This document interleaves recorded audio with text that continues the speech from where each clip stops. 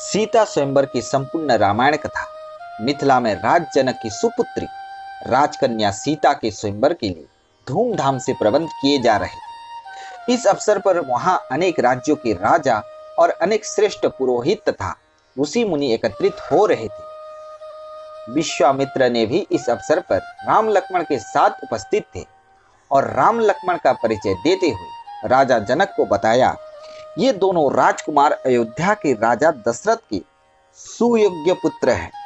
मैं इन दोनों को अपनी यज्ञ की रक्षा के लिए अयोध्या से लाया था। इन्होंने मेरे आश्रम में किए जा रहे यज्ञ की रक्षा करते हुए अनेक राक्षसों का वध किया है। आपके पास जो शिव धनुष है, इन्होंने उसके बारे में सुन रखा है। ये उस धनुष को देखना चाहते हैं।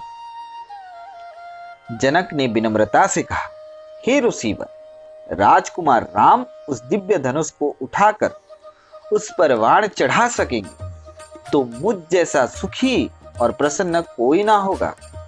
राम उस धनुष को अवश्य देखें।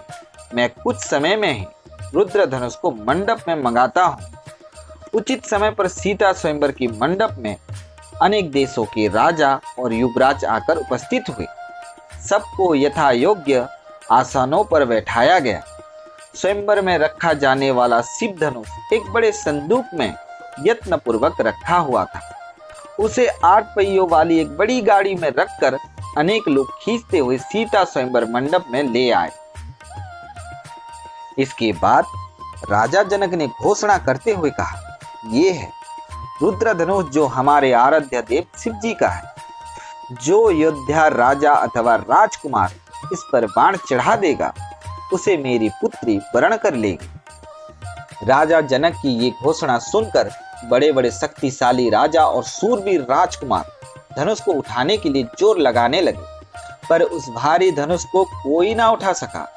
अंत में सब निराश और लज्जित होकर अपने अपने आसन पर बैठ गए। लोगों ने कुछ क्षणों में बड़े अचंभे से देखा कि राम ने उस अत्यंत भारी धनुष को सहज भाव से ही उठा लिया, मानो वो फूल की माला हो। उन्होंने उसके सिर को पैर के अंगूठी में दबाया और मोड़कर डोरी चढ़ाने के लिए जैसे ही उसे कान तक खींचा कि जोर लगाते ही वो कड़ाक की आवाज के साथ 2 टुकड़े हो गया। सीता जी अपने सखी सहेलियों से पुष्पों की सुंदर माला लेकर स्वयंवर के सजे हुए मंडप में आई। फिर हर्ष से मुस्कुराते हुए उसे राम जी के गले में पहना दिया। इसी प्रसन्नता के आनंदमय वातावरण में भृग वंश के महापुरुष परशुराम का वहां आगमन हुआ। उनके आने पर वहां एकदम सन्नाटा छा गया। उनके गर्जन से सब उपस्थित लोग भयभीत होकर घबरा गए। वो क्रोध से कांपते हुए लाल हो रहे थे। उनके कंधे पर फरसा लटका हुआ था। परशुराम ने राम की ओर घूमकर कहा, हे दशरथ पुत्र राम, तुम्हारे पराक्रम के बारे में मैंने बहुत कुछ सुन लिया है। ये भी मालूम हुआ है कि तुमने यहाँ शिव धनुष भी तोड़ दिया है। मैं तुम्हारी परीक्षा लेने आया हूँ। मेरे पास भी एक धनुष है। ये उस रुद्र धनुष जैसा ही है जिसे तुमने अभी तोड़ा है। ये विष्णु का दिया हुआ है और मेरे पिता जमदग्नि के पास रहा करता था। इसे प्रत्यंचा पर चढ़ाकर संधान करो। यदि तुम इसे प्रत्यंचा पर चढ़ाने में सफल नहीं हुए तो फिर हम दोनों का आपस में युद्ध होगा। राम ने परशुराम के हाथ से धनुष और बाण ले ली। फिर जितने सुगमता से उन्होंने रुद्र धनुष को उठाया था, उतनी ही सरलता से इस धनुष को भी मोड़कर उन्होंने उस बाण को चढ़ा दिया। परशुराम का तेज मंद पड़ गया और उनकी क्रोध की शक्ति क्षीण होने लगी। उन्होंने कहा, हे दशरथ नंदन राम, आज मैंने तुम्हारी शक्ति की परीक्षा करके देख लिया।